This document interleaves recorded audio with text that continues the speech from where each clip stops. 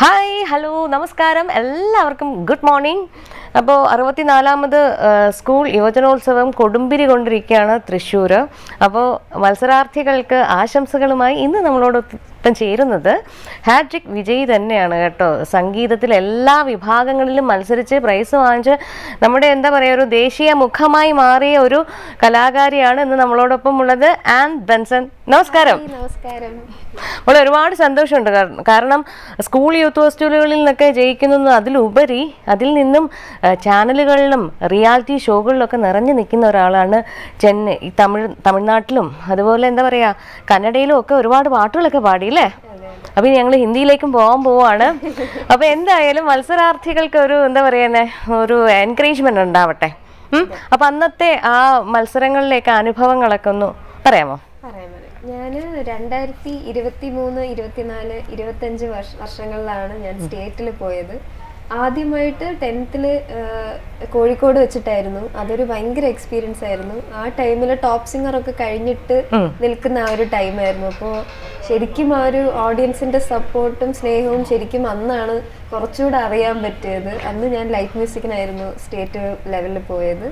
അതൊരു വലിയ എക്സ്പീരിയൻസ് ആയിരുന്നു. എനിക്ക് തോന്നുന്നു എൻ്റെ കൂടെ തന്നെ എൻ്റെ സീസണിലുള്ള ടോപ്പ് സിംഗർ കണ്ടസ്റ്റൻസും നമ്മളെല്ലാവരും ഒരുമിച്ച് തന്നെയായിരുന്നു അതെ സ്റ്റേറ്റിലും ഓരോ ജില്ലകളിൽ നിന്ന് വന്നത്. അതൊരു ഭയങ്കര എക്സ്പീരിയൻസ് ആണ്. എല്ലാവർക്കും സ്കൂൾ കലോത്സവം ഭയങ്കര ഒരു മോട്ടിവേഷൻ തരുന്ന ഒരു പ്ലാറ്റ്ഫോം തന്നെയാണ്. ആക്ച്വലി ഇന്ത്യയിൽ തന്നെ ഏറ്റവും പ്രഗത്ഭമായിട്ട് കൊണ്ടാടപ്പെടുന്ന ഒരു പിന്നെ എന്താ ഇവന്റ് തന്നെയാണ് നമ്മുടെ സ്കൂൾ യുവജനോത്സവം എന്ന് പറയുന്നത്.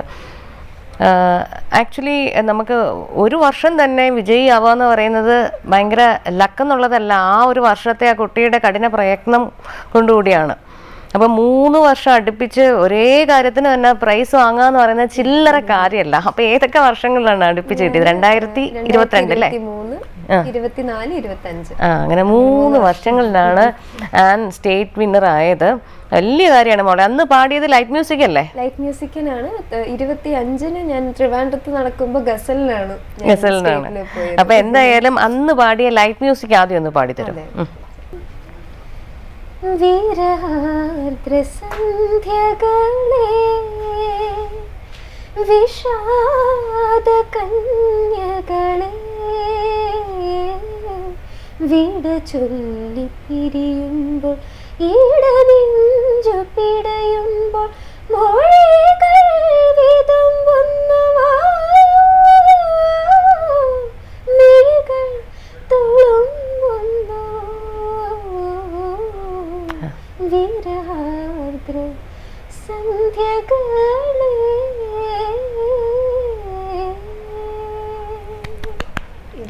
ബ്യൂട്ടിഫുൾ ആയിരുന്നു. ഇതിന്റെ സംഗീത സംവിധായകനൊക്കെ ആരായിരുന്നു? ഓർക്കുന്നില്ല. ഇതാരാ പഠിപ്പിച്ചത്? ഇത് അമ്മ തന്നെയാണ് പഠിപ്പിച്ചത്. അപ്പൊ അമ്മയുടെ കാര്യം പറയുമ്പോൾ മലയാളികൾക്കെല്ലാം പരിചിതയായ ഒരു സിംഗറാണ് ലക്ഷ്മി രംഗൻ.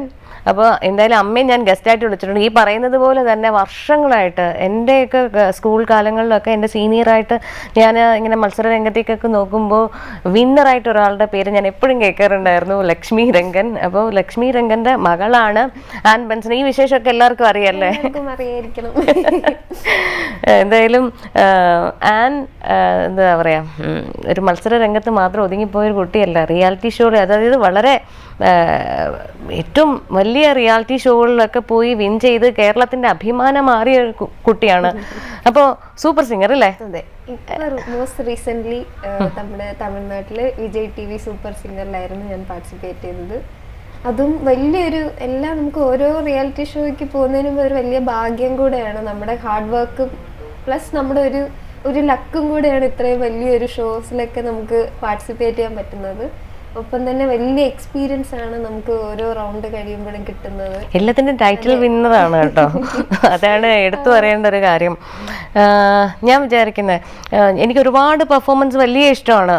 സൂപ്പർ സിംഗറിലെ ഏറ്റവും കൂടുതൽ ആളുകൾ അപ്രീഷിയേറ്റ് ചെയ്ത് ആളുകളുടെ മനസ്സിൽ എന്തിങ്ങനെ എന്നും തങ്ങി നിൽക്കുന്ന ഒരു പെർഫോമൻസ് ഏതെങ്കിലും അതിലൊരു പാട്ട് പാടാമോ?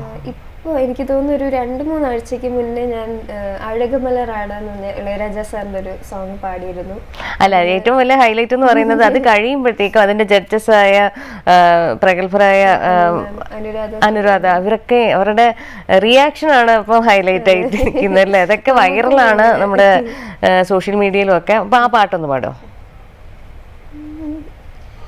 അഴകുമലറാട് അഭിനയങ്ങൾ കൂട சிலம்பொலியும் புலம்புவதைக்கே என் சிலம்பொலியும் புலம்புவதைக்கே அழகு மலராட அபிநயங்கள் கூட சிலம்பொலியும் புலம்புவதைக்கே விரல் கொண்டு மீட்டாமல் வாய்கின்ற வீணை குளிர் வாடை கொஞ்சாமல் கொதிக்கின்ற சோலை பகலிரவு பல கனவு இரவிழியில் வரும் பொழுது அழகு மலராட അഭിനയങ്ങൾ കൂട സിലമ്പൊലിയും പുലമ്പുവതയ്ക്കേ. നേരത്തെ ഞാൻ പറഞ്ഞു ചിത്ര ചേച്ചി മുതൽ നമ്മൾ ഒരുപാട് ആരാധിക്കുന്ന ആളുകളൊക്കെ ഇങ്ങനെ ജഡ്ജിങ് പാനലിൽ ഇങ്ങനെ നിരന്നിരിക്കുമ്പോൾ എന്തായിരിക്കും മനസ്സിൽ വരുന്നത്? ടെൻഷൻ ഉണ്ടോ? ആദ്യം നമുക്ക് ഒരു ചെറിയ ടെൻഷൻ ഉണ്ടാവും. പക്ഷെ ഇപ്പോഴത്തെ അതിൽ ഞാൻ എടുത്ത് പറയുന്ന കാര്യം, ഇപ്പോഴത്തെ പിള്ളേർക്ക് ടെൻഷൻ എന്ന് പറഞ്ഞത് ഇല്ല എന്നാണ് എനിക്ക് തോന്നുന്നത് കേട്ടോ. ഞങ്ങളൊക്കെ പണ്ട് പാടുമ്പോൾ എന്താ പറയാ, പേടിച്ച് വിറച്ച് എന്താ പറയാ, നമ്മുടെ ടെൻഷൻ വെളിയിൽ കാണിക്കാതിരിക്കാൻ തന്നെ അതൊരു ടാസ്കായിരുന്നു. അപ്പം ഇന്നത്തെ പിള്ളേർ ഭയങ്കര ധൈര്യമായിട്ടാണ് ഇവരെയൊക്കെ അപ്രോച്ച് ചെയ്യുന്നതെന്ന് കണ്ടിട്ടുണ്ട്. അപ്പൊ അതിലൊരാളാണല്ലോ മോള്. ടെൻഷൻ വരാറുണ്ടോ? വലിയ രീതിയിൽ വരാറില്ല. ചിലപ്പോൾ എന്തെങ്കിലും പാട്ടിൽ ഡൗട്ട് ഉണ്ടെങ്കിൽ മാത്രം ചിലപ്പോൾ അയ്യോ ഇവിടെ എന്താവും എന്നോർക്കും. അല്ലാത്ത ഇത് നോക്കുകയാണെങ്കിൽ വളരെ സമാധാനമായിട്ട് നമുക്ക് കൂളായിട്ട് പാട്ട് അറിയാലോ എന്നുള്ളൊരു കോൺഫിഡൻസിൽ നമുക്ക് നന്നായിട്ട് പഠിച്ചിട്ടുണ്ടല്ലോ ഈ പാട്ട് എന്നുള്ളൊരു കോൺഫിഡൻസ്. ഇവരൊക്കെ ഫ്രണ്ടിൽ വന്ന് ഇരിക്കുമ്പോ ഒന്നും തോന്നുന്നില്ല? ചിലപ്പോൾ ജസ്റ്റ് അവർ തന്നെ ചില ടിപ്സ് ഒക്കെ തരുമായിരിക്കും, നല്ല കൂളായിട്ട് നിൽക്കൂ അങ്ങനെ പറയുമ്പോൾ നമുക്ക് കുറച്ചുകൂടെ ഒരു അവരും കൂടെ ഭയങ്കര ഫ്രണ്ട്ലി ആയിട്ട് നിൽക്കുമ്പോൾ നമുക്ക് ഭയങ്കര ഒരു പാട്ട് പാടി തീർക്കാം. ഏറ്റവും ടെൻഷൻ അടുപ്പിച്ച ഒരു പാട്ട് ഏതാ? ഏറ്റവും ടെൻഷൻ അടുപ്പിച്ചത് ഞാൻ ടോപ്പ് സിംഗറിന്റെ ഫിനാലയില് ബാവയാമി എന്ന് പറഞ്ഞ പാട്ട് പാടുന്നതിന് അതിന് ഒരു 10-13 മിനിറ്റ് സ്ട്രെങ്ത് വേണമല്ലോ എന്നൊക്കെ ഓർത്തിട്ട് ഞാൻ ഭയങ്കര പ്രാർത്ഥിച്ച് വളരെ ടെൻഷനായിട്ട് കയറി. ഈ ഭാവയാമി എത്ര നാളെടുത്ത് പഠിക്കാൻ? ഭാവയാമി ശരിക്കും പറഞ്ഞാൽ എനിക്ക് കുഞ്ഞിലെ ഒരു 9 വയസ്സിൽ കേട്ട് ട്യൂണൊക്കെ അറിയാം, അവിടെ എവിടെയൊക്കെ അറിയാം. എന്നാലും ഇതിന് വേണ്ടിയിട്ട് പഠിക്കാൻ നമുക്ക് ആ സമയത്ത് ഒരു 2 ആഴ്ച ടൈം ആയിരുന്നു ഉണ്ടായിരുന്നത്. ആ ലിമിറ്റഡ് ടൈമിൽ എത്ര തവണ ആ പാട്ട് കേട്ടു എന്ന് തന്നെ എനിക്ക് ഓർമ്മയില്ല. അത്രത്തോളം തവണ ആ പാട്ട് കേട്ട് ഒരു 2 ആഴ്ച സ്ട്രെയിറ്റ് ഇത് മാത്രം ആ ഒരു 13 മിനിറ്റ് പാട്ട് എങ്ങനെ മെമ്മറൈസ് ചെയ്യാമെന്നുള്ള ഒരു 1.5-2 ആഴ്ചക്കകത്ത് ആണ് പഠിച്ചു. കാരണം പാട്ടുകാരുടെ ബാലികേറ മലയാണോ കേൾക്കുമ്പം തന്നെ നമ്മളൊന്ന് അയ്യോ എന്ന് വിളിക്കുന്ന ഒരു പാട്ടാണ്. ശരത്തേട്ടന്റെ പാട്ടാണ്. അതിനൊക്കെ ഒരു വലിയ ധൈര്യം വേണം. അതിലേതെങ്കിലും ഒരു പോർഷൻ പാടാമോ? പാടുമെന്റെ ജീവനാടികളിൽ നാദനോപുരങ്ങൾ തീർത്ത വേദപൗർണമിയിൽ പ്രാണപഞ്ചമങ്ങൾ പ്രണവസാന്ദ്രമാകും ആദിലോല സാധകം ആത്മരാഗ സമർപ്പണം ഈ സംഗീതം സാഫല്യം സരിഗപദ സഗമപനിസ നിരിഗമതനിരി ഭാവയാമി പാടുമെന്റെ ജീവനാടികളിൽ നാദനോപുരങ്ങൾ തീർത്ത വേദ പൗർണമിയിൽ.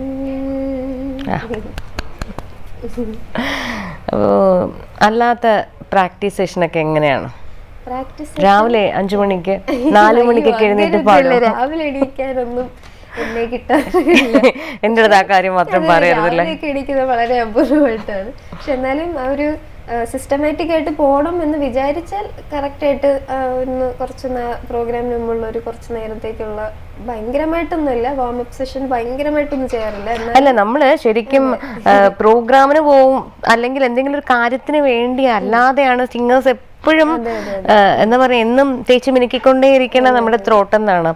അപ്പോൾ പെട്ടെന്ന് പറ്റില്ല. അപ്പം ഡെയിലി എന്തെങ്കിലും ഫോളോ ചെയ്യുന്നുണ്ട്. കാരണം ഇത്രയധികം എന്താ പറയുക കാര്യങ്ങളൊക്കെ ചെയ്തൊരു കുട്ടി എന്ന് പറയുമ്പോൾ ബാക്കിയുള്ള ഒരു ആകാംക്ഷയോടെ ഇരിക്കുകയായിരിക്കും, മോൾ എങ്ങനെയായിരിക്കും പ്രാക്ടീസ് ചെയ്യുന്നത്? എനിക്കത് ഭയങ്കര സിസ്റ്റമാറ്റിക് അല്ലെങ്കിലും എല്ലാ ദിവസവും പാടിക്കൊണ്ടിരിക്കുമ്പോൾ തന്നെ നമുക്ക് ആ ഒരു എന്താണ് പാടി പാടി തന്നെയാണ് ഓരോ കാര്യങ്ങൾ പഴകുന്നത് എന്ന് പറഞ്ഞ പോലെ എന്തെങ്കിലും രീതിയിൽ പാടിക്കൊണ്ടിരിക്കും. എന്തെങ്കിലും ആണെങ്കിൽ ഇപ്പൊ സ്വരങ്ങളാണെങ്കിൽ പോലും അമ്മ പറഞ്ഞു തരുന്ന കുറെ എക്സസൈസസ് ആണെങ്കിലും അല്ലെങ്കിൽ പാട്ടാണെങ്കിൽ തന്നെ എന്തെങ്കിലും രീതിയിൽ ഒരു ദിവസം പാടിക്കൊണ്ടിരിക്കുമ്പോൾ ഒരു ട്രിക്കി ഗമകാസ് ഒന്നും അങ്ങനെയൊക്കെ പ്രാക്ടീസ് ചെയ്യാനൊക്കെ പറഞ്ഞു തരാറുണ്ടോ? അമ്മ എപ്പോഴും ഇങ്ങനെ പറയാറുണ്ട്. ഇപ്പൊ ഒരു സോങ് കോൺസെൻട്രേറ്റ് ചെയ്തിട്ട് ആ സോങ്ങിന് എന്താണോ വേണ്ടത് അതിനനുസരിച്ചാണ് എപ്പോഴും പ്രാക്ടീസ് ചെയ്യാറ്. അല്ലെങ്കിൽ ഡെയിലി ബേസിസിൽ എന്തെങ്കിലും പാടിക്കൊണ്ടിരിക്കും, എന്താണെങ്കിലും എന്തെങ്കിലും ഒരു ദിവസം എന്തെങ്കിലും പാട്ട് പാടിക്കൊണ്ടേയിരിക്കണം.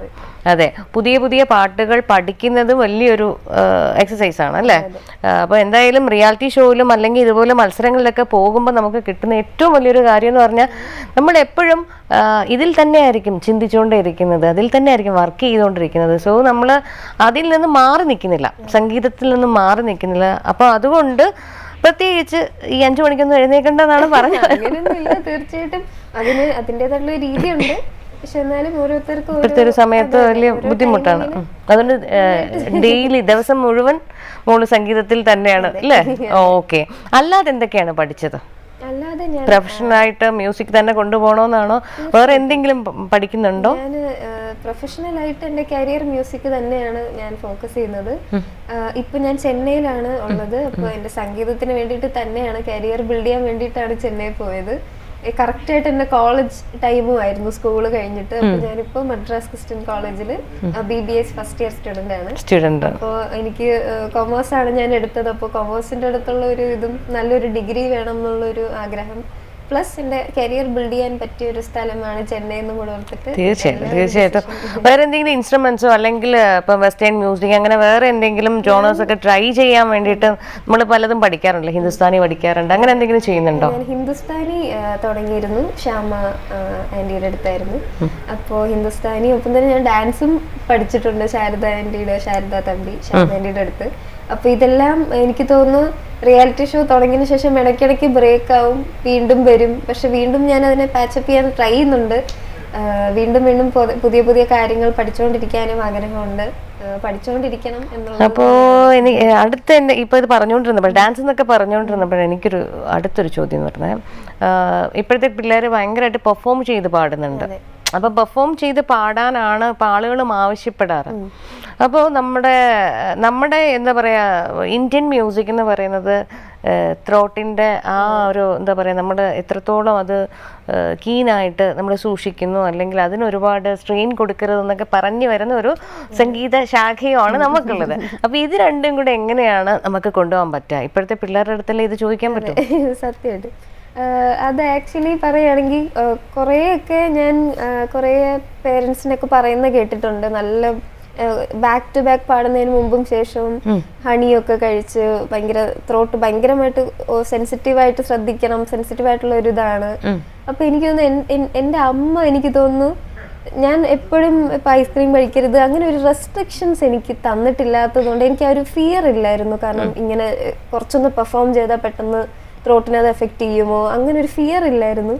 പക്ഷെ വളരെ സൂക്ഷിച്ച് തന്നെയാണ് അത് വന്നുകൊണ്ടിരുന്നത്. പക്ഷെ രണ്ടും കൂടെ ഒരുമിച്ചെന്ന് പറയുമ്പോൾ ഓഡിയൻസിനെ നമ്മൾ നന്നായിട്ട് ഇപ്പോഴത്തെ ഒരു രീതിയിൽ ഓഡിയൻസിനെയും കൂടെ സാറ്റിസ്ഫൈ ചെയ്യണം. നമ്മൾ സാറ്റിസ്ഫൈഡ് ആവുന്നതിനെക്കാട്ടിലും കുറച്ചുകൂടെ ഓഡിയൻസ് സാറ്റിസ്ഫൈ ആവണം എന്നുള്ളതിനാണ് നമ്മൾ പെർഫോമും കൂടെ ചെയ്യുന്നത്. അപ്പോൾ അവർ എത്രത്തോളം എൻഗേജിങ് ആയിട്ട് നമ്മളുമായിട്ട് നിൽക്കുന്നോ അത്രയും നല്ലതായിരിക്കും ആ ചെയ്യുന്ന ഒരു ഷോ അല്ലെങ്കിൽ ഒരു പെർഫോമൻസ്. അപ്പോൾ ആ ഒരു എൻഗേജിങ് ആയിട്ട് സിംഗിങ്ങിനെ ബാധിക്കുന്നതായിട്ട് തോന്നിയിട്ടുണ്ടോ?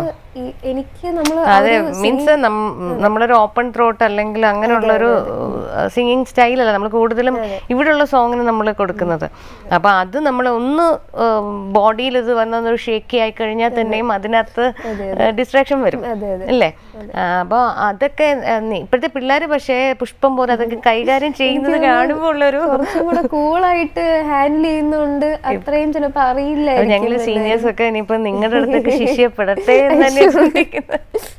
ഇനി മറ്റൊരു കാര്യം എന്ന് പറഞ്ഞാൽ റിയാലിറ്റി ഷോയിലൊക്കെ ഇങ്ങനെ തിളങ്ങി നിൽക്കുന്ന അല്ലെങ്കിൽ അതിന്റെ ടൈറ്റിൽ വിന്നർ എന്ന് പറയുമ്പോൾ മൊത്തത്തിൽ ആളുകളുടെ മുമ്പിലെ ആ ഒരു പരിവേഷമാണ്.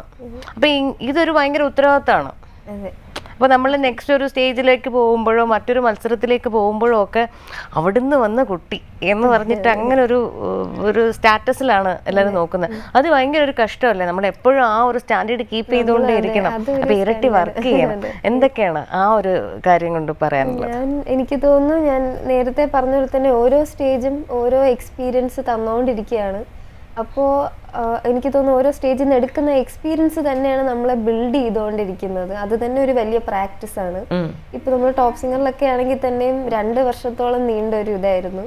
അത് തന്നെ 2 വർഷം ട്രെയിൻ ചെയ്ത് നമ്മൾ വേറൊരു സ്റ്റേജ് അത് കഴിഞ്ഞ് പോകുമ്പോൾ നമ്മൾ അതിലും ബെറ്റർ ആവുന്നു എന്നുള്ളതാണ്. അതുപോലെ തന്നെ നോൺ സ്റ്റോപ്പ് പ്രാക്ടീസും മ്യൂസിക്കിൽ തന്നെ എത്രത്തോളം ഇരിക്കാൻ പറ്റുമോ അത് തന്നെയാണ് ഇതിനെ നമ്മൾ ട്രെയിൻ ചെയ്തെടുക്കാൻ പറ്റുന്ന ഒരു ഏറ്റവും വലിയ ടൂളേ അത് തന്നെയാണ്. അതെ, നമ്മുടെ മനസ്സിൽ മറ്റുള്ള കാര്യങ്ങളെക്കാളും ഇമ്പോർട്ടൻസ് നമ്മുടെ ആ സംഗീതത്തിന് നമ്മൾ എത്രത്തോളം കൊടുക്കുന്നു അത്രത്തോളം സംഗീതം നമ്മളെ തിരിച്ച് സ്നേഹിക്കും എന്നുള്ളത്. ഏതൊരു അവസ്ഥയിൽ നിന്നും നമ്മളെ ഇങ്ങനെ കൊണ്ടുവരാൻ സംഗീതത്തിനല്ല കലയ്ക്ക് സാധിക്കും എന്നുള്ളതാണ്.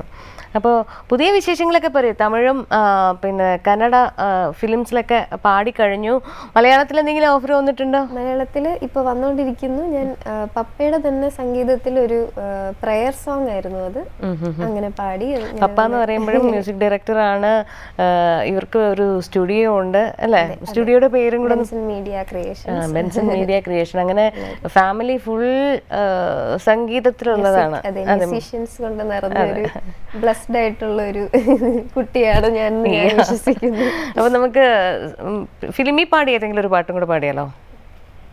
പരമാത്മപൊരുളേ നീ വരമാ പ്രകാശമായി പാരിന്റെ സങ്കടം തീർത്തവനേ കാരുണ്യവാരിധി കലിയുഗനാഥനെ കഥനങ്ങൾ തീർത്തു നീ കാത്തിടണേ കഥനങ്ങൾ തീർത്തു നീ കാത്തിടണേ. അപ്പൊ എന്തായാലും തൃശ്ശൂർ ഇപ്രാവശ്യത്തെ മത്സരം അവിടെയാണെന്നറിയാമല്ലോ. അപ്പൊ ഇപ്പോഴത്തെ നമ്മുടെ മത്സരാർത്ഥികൾക്കൊക്കെ ഒരു ആശംസകൾ കൊടുത്ത് ഒരു അഡ്വൈസ് എന്തെങ്കിലും കൊടുക്കാനുണ്ടോ സീനിയർ മത്സരാർത്ഥി എന്ന നിലയ്ക്ക്? ഞാൻ ശരിക്കും പറഞ്ഞാൽ ഭയങ്കരമായിട്ട് മിസ് ചെയ്യുന്നുണ്ട്. എനിക്ക് ഭയങ്കര മിസ്സിംഗ് ആണ് ഒരു വർഷമായിട്ട്. എനിക്ക് പറയാനുള്ളത്, നമുക്ക് യൂത്ത് ഫെസ്റ്റിവലിൽ കിട്ടുന്ന ആ 5 മിനിറ്റ്സ് അല്ലെങ്കിൽ നമ്മൾ പങ്കെടുക്കുന്ന ആ ഒരു ഐറ്റത്തിനോടുള്ള നമ്മുടെ ഇഷ്ടവും നമ്മുടെ ഡെഡിക്കേഷനൊക്കെ കാണിക്കാനുള്ള ഒരു 5 മിനിറ്റ്സ് മാക്സിമം നല്ല പ്രാർത്ഥിച്ച് നല്ല എന്താ പറയുക മോട്ടിവേറ്റഡ് ആയിട്ട് പെർഫോം ചെയ്യൂ. അത് വളരെ നമുക്ക് നമ്മുടെ ലൈഫിൽ കിട്ടുന്ന ഒരു ഏറ്റവും വലിയൊരു അച്ചീവ്മെൻറ്റ് തന്നെയാണ്. സ്റ്റേറ്റിൽ നമ്മളൊരു 5 മിനിറ്റ്സ് ആ വേദിയിൽ നമുക്ക് കിട്ടുന്നത്. അത് നമ്മളെ വളരെ നല്ല ഉയരങ്ങളിൽ തന്നെ എത്തിക്കുകയും ചെയ്യും. എല്ലാവർക്കും all the very very best. എല്ലാവരും നന്നായിട്ട് ചെയ്യൂ. നമ്മുടെ ലൈഫിൽ ഏറ്റവും വലിയൊരു മൈൽ സ്റ്റോൺ ആണിത് എന്ന് ഞാൻ ഇപ്പോഴും പറയാണ്. All the best to everyone. Yes. അപ്പോൾ ഇത്രയും പ്രഗത്ഭയായ ഒരു കലാകാരിയാണ് നമ്മളോട് സംസാരിച്ചത്. ഈ അടുത്ത കാലങ്ങളിൽ ഹാട്രിക് വിജയി ആയിട്ടുള്ള ഒരാളുടെ വാക്കുകൾ അത്രത്തോളം വിലപ്പെട്ടതാണ്. Anyway, thank you so much. അപ്പോൾ ഇനി അങ്ങോട്ടേക്ക് ഒരുപാട് അവസരങ്ങളൊക്കെ കിട്ടി ഇന്ത്യയുടെ തന്നെ അഭിമാനമായിട്ട് മാറട്ടെ. പുതിയൊരു അതിഥിയുമായി നമുക്ക് വീണ്ടും കാണാം. നന്ദി, നമസ്കാരം.